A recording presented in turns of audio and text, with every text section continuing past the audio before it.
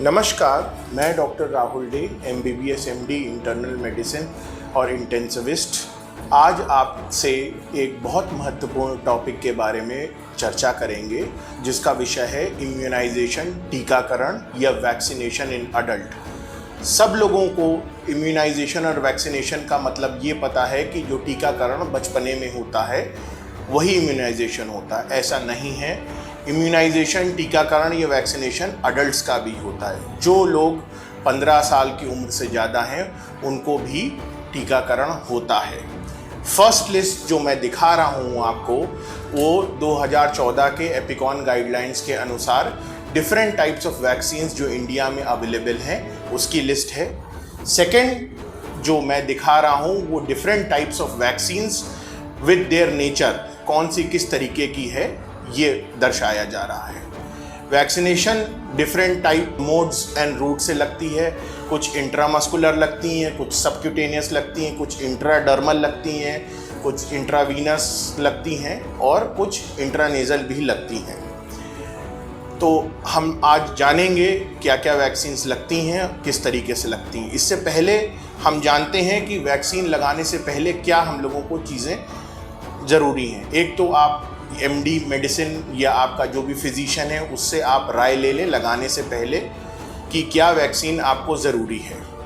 अब वैक्सीन लगाने से पहले फॉर एग्ज़ाम्पल ये वैक्सीन इन्फ्लुएंज़ा वैक्सीन है, इसको हम लोग देखेंगे कि फ़र्स्ट हम लोग असर्टेन करेंगे कि ये कोल्ड चेन मेंटेन है कि नहीं। यदि ये जहाँ से बन के आती है वहाँ से आने तक आपके डोर स्टेप तक इसका अगर तापमान जो लिखा हुआ है उससे अगर वो गर्म होता है तो उसकी एफिशिएंसी या एफिकेसी कम हो जाती है। नेक्स्ट चीज़ आप जानेंगे कि वो किस डेट में बना हुआ है, क्या बैच नंबर है और उसकी एक्सपायरी क्या है। कभी कभी एक्सपायर्ड मेडिसिन भी लग जाती है या वैक्सीन लग जाती है, इसका कोई दुष्प्रयोग या कुछ दुष्परिणाम नहीं होता है। जनरली जो एक्सपायर्ड मेडिसिन होती है उसमें 3 मंथ्स का ग्रेस पीरियड दिया रहता है। उसके बावजूद भी अगर वो गलती से लग गई है तो उसका कोई ख़राब असर नहीं होता है, बस उसकी एफिशिएंसी या एफिकेसी कम हो जाती है। अब आगे चलते हैं कि रिस्क फैक्टर्स क्या होते हैं। फर्स्ट है इंडिविजुअल रिस्क फैक्टर, दूसरा है chronic health, occupational health, travel plan और प्रेगनेंसी। प्रेगनेंसी में जितने भी टीकाकरण या वैक्सीनेशन हैं वो 99% मना होते हैं। अब हम लोग जानें कि हाई रिस्क ग्रुप क्या होता है। Population with compromised immune status, वो लोग जिनकी इम्यून स्टेटस कॉम्प्रोमाइज्ड है, वो ग्रसित है। जैसे कि वो जन जो HIV पॉजिटिव हैं, वो जन जिनमें HBsAg हेपेटाइटिस B का संक्रमण हो चुका है, हेपेटाइटिस C का संक्रमण हो चुका है, वो रेयर जेनेटिक डिसऑर्डर से पीड़ित हैं, या कुछ लोग जिनका रीनल ट्रांसप्लांट या लिवर ट्रांसप्लांट हो चुका है या होने वाला है, उनके लिए स्पेशलाइज्ड वैक्सीन शेड्यूल होते हैं, वो उन्हीं के अनुसार लगाना चाहिए। लास्टली हेल्थ केयर वर्कर्स या हेल्थ केयर प्रोफेशनल्स जैसे डॉक्टर्स, नर्सेस, वार्ड बॉयज़, आयाज और पैरामेडिक स्टाफ जो डायरेक्ट या इनडायरेक्ट कांटेक्ट में पेशेंट से अक्सर आता है, जो कंटेमिनेटेड सोर्स से उनको इन्फेक्शन हो सकता है, तो उनको बहुत सारी वैक्सीन्स अनिवार्य हैं लगाना। अब इंडिया में क्या क्या वैक्सीन्स जो मिलती हैं उनको हम स्टार्ट करते हैं। सबसे पहले चिकन पॉक्स वैक्सीन, वो इंट्रामस्कुलर लगती है, 2 डोजेस में लगती है, 0.5 ml की डोज में लगती है और 4 से 8 हफ्ते के अंतराल पे लगती है। दूसरी वैक्सीन Tdap वैक्सीन है, ये 0.5 ml इंट्रामस्कुलर लगती है, 1 डोज लगती है और अगर ज़रूरत हुई तो 10 साल बाद बूस्टर डोज दी जा सकती है।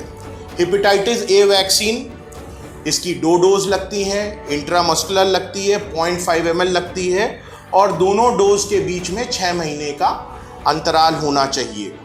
19 साल से ज़्यादा लोगों में, 19 ईयर्स प्लस लोगों में लगाना अनिवार्य है। Hepatitis B vaccine deep intramuscular लगती है, केवल डेल्टॉइड पुट्ठों पे लगती है, कमर में नहीं लगती है। इसकी 1 ml की डोज होती है, 3 डोज एडमिनिस्टर करी जाती हैं 0 मंथ, फर्स्ट मंथ और 6 मंथ्स के अंतराल पे। फिर हर 5 साल में स्पेशली जो हेल्थ केयर वर्कर्स है उनका टाइटर होता है।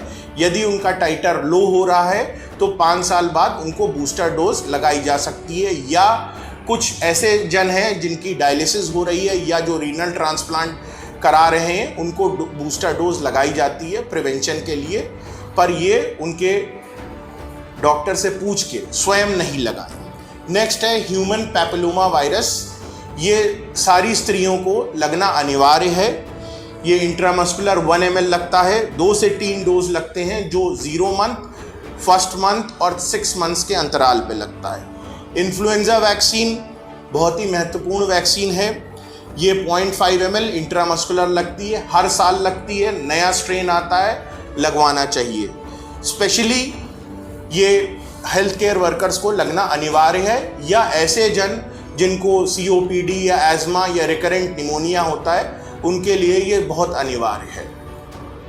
मेनिंजियोकोकल वैक्सीन 2 प्रकार की होती है, PCCB जो सबक्यूटेनियस लगती है और कॉन्जुगेट वैक्सीन जो इंट्रामस्कुलर लगती है। 0.5 ml की 1 डोज लगती है।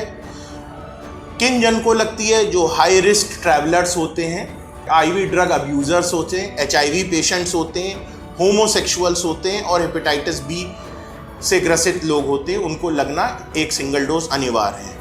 न्यूमोकॉकल वैक्सीन ये बहुत एक महत्वपूर्ण वैक्सीन है। 50 साल से उम्र से ज़्यादा लोग को एक सिंगल डोज 0.5 ml की इंट्रामस्कुलर लगती है। स्पेशली हेल्थ केयर वर्कर्स या जो लोग जिनको डायबिटीज़ है, हाइपरटेंशन है, ओबेसिटी है, मल्टीपल रिस्क फैक्टर्स हैं, COPD, एज़मा या रिकरेंट निमोनिया हो रहा है, उनको लाइफ में 1 डोज लगती है, या 50 साल से अधिक उम्र के लोगों को सिंगल डोज लगाई जाती है। टाइफॉइड वैक्सीन 0.5 ml इंट्रामस्कुलर लगती है, बूस्टर हर 2 साल पे लगती है। ये उन लोगों को लगती है जो लोग ट्रैवल करते हैं जहाँ टाइफॉइड का प्रजनन बहुत ज़्यादा है, या वो लोग जो हेल्थ केयर वर्कर्स हैं या जो फूड हैंडलर्स हैं उनको लगना ज़रूरी है। शिंजिल्स, हर्पीज ज़ोस्टर आजकल बहुत चर्चा में है क्योंकि इसके ब्रांड एम्बेसडर श्री अमिताभ बच्चन जी हैं। ये 2 डोज लगती है, IM लगती है, डेल्टॉइड रीजन पे लगती है, 0.5 ml की 2 से 6 महीने के अंतराल पे लगती है और 50 साल से उम्र के ज़्यादा लोगों को रिकमेंडेड है। तो ये सब वैक्सीन्स हैं। लास्टली आजकल अखबार और टीवी और न्यूज़ चैनल की सुर्खियों पे सबसे ज़्यादा जो आ रहा है कि कोविड वापस आ रहा है, कोविड का म्यूटेशन वापस आ रहा है।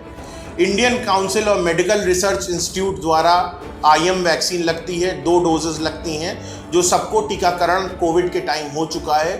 अभी बूस्टर डोज का लगना है कि नहीं लगना है, अभी कुछ आया नहीं है, ये अवेटेड है। तो जैसे ही अपडेट होगा मैं नेक्स्ट आपको इसको करूँगा। धन्यवाद।